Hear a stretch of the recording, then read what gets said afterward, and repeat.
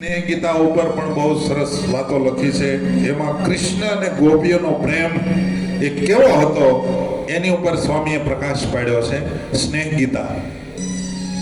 બીજો ગ્રંથ વચન વિધિ. ભગવાનની આજ્ઞા લોપવાથી શું સુખ લોપવાથી શું દુઃખ આવે અને ભગવાનની આજ્ઞા પાળવાથી કેટલી શાંતિ થાય છે એના ઉપર પ્રકાશ પાડ્યો છે. વૈરાગ્ય એટલે કે ભગવાન સિવાય કોઈ જગ્યાએ પ્રેમ ન હોવો જોઈએ એવો આપણને માર્ગદર્શન આપતો ગ્રંથ જો કોઈ હોય તો સદગુરુ સ્વામી નિષ્કુળાનંદ સ્વામી રચિત એ સાર સિદ્ધિ નામનો ગ્રંથ છે. કલ્યાણ કેમ થાય, કલ્યાણ કેવી રીતનો થાય, કેવી સમજણથી આપણે કલ્યાણ કરી શકીએ, કલ્યાણ એટલે શું, એના ઉપર સદગુરુ નિષ્કુળાનંદ સ્વામીએ ગ્રંથ લખ્યો છે જેનું નામ છે કલ્યાણ નિર્ણય. માણસ આખી જિંદગી હરિભજન કરે તો હરિની પ્રાપ્તિ થાય.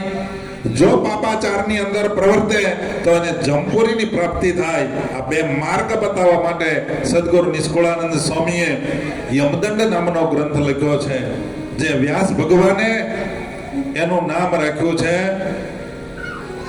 ગરુડ પુરાણ અને નિષ્કુળાનંદ સ્વામીએ નામ રાખ્યું છે યમદંડ.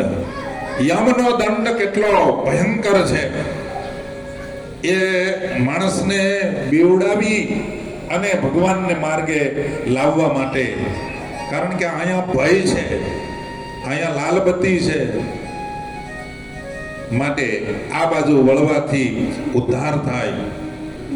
વળી મન અને જીવ એનું યુદ્ધ હાલે છે. ઘણી વખત આપણને મન એમ કે આપણે સત્સંગ સભામાં જવું છે, ઘણી વખત એમ થાય કે નથી જવું. તો ના પાડે એ કોણ છે અને હા પાડે છે એ કોણ છે? એ ગ્રંથ નિષ્કુળાનંદ સ્વામીએ લખ્યું, એનું નામ રાખ્યું છે મનગંજન. આપણા હૃદયની અંદર જે કાંઈ ભર્યું છે એને જ્યારે આપણો અંતકાળ આવે ત્યારે આપણે એને ખાલું કરી અને ચોખ્ખા થઈ અને ભગવાનના ધામમાં જવું હોય તો એને કઈ કઈ વસ્તુ કાઢવી પડશે ને કઈ કઈ વસ્તુ પકડી રાખવી પડશે એવો માર્ગદર્શન બતાવતો હૃદય પ્રકાશ નામનો ગ્રંથ છે. સત્ય અને અસત્ય, આ સાચી વસ્તુ, આ ખોટી વસ્તુ, આ સાચા સંતો, આ ખોટા સંતો, એને બતાવતો ગ્રંથ એ 64 પદી સદગુરુ નિષ્કુળાનંદ સ્વામીએ આમ જોઈએ તો ઘણા ગ્રંથો લખ્યા છે, પણ 21 ગ્રંથ સ્વામીના પ્રસિદ્ધ છે. એ ભક્ત ચિંતામણી હોય કે નિષ્કુળાનંદ કાવ્ય હોય એની અંદર બધો જ સમાવેશ. ભક્ત ચિંતામણી સ્વામિનારાયણ ભગવાનના જન્મથી લઈ અને તિરોધાન સુધીના તમામ લીલા, ભગવાનને અવતાર ધરવાનું પ્રયોજન કયું હતું એ ઉપર પણ સ્વામીએ વાત કરી છે ભક્ત ચિંતામણીની અંદર. ભક્ત ચિંતામણી એટલે સ્વામિનારાયણ સંપ્રદાયનો મોટામાં મોટો પાયાનો ગ્રંથ જો કોઈ હોય તો એ સત્સંગી જીવન અને બીજો છે ભક્ત ચિંતામણી. સત્સંગી જીવનને સ્વામિનારાયણ ભગવાને એક એક પ્રકરણ, એક એક અધ્યાય, એક એક શ્લોકને મહારાજે પ્રૂફ કર્યું છે. પ્રૂફ રીડિંગ ભગવાન પોતે કરેલું છે. એવી જ રીતે નિષ્કુળાનંદ સ્વામીના રચિત આ ભક્ત ચિંતામણી એની એક એક પ્રકરણને એક એક ચોપાઈ, સામેરી રાગ હોય, પૂર્વ સાયો હોય, વેરાડી હોય, કોઈ પણ રાગ હોય, એ રાગની ભગવાન શ્રી હરિએ પોતે પ્રૂફ કર્યું છે.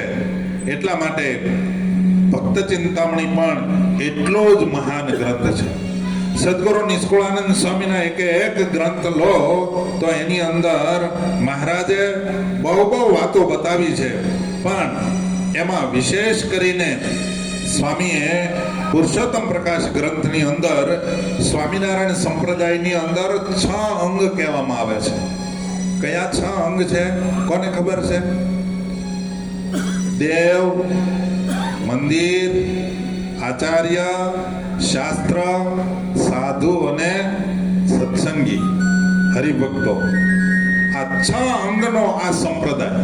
આમાંથી એક અંગને કોઈ ખંડિત કરે તો મહારાજ બહુ નારાજ થાય, કારણ કે 6 અંગ છે એ મહારાજ કે મારું આખું શરીર છે. સાધુ છે એ હાથ છે, બગીચાની સાફ સફાઈ કોણ કરે? માળી કરે. માળીની જગ્યાએ, હાથની જગ્યાએ એ સંતો છે.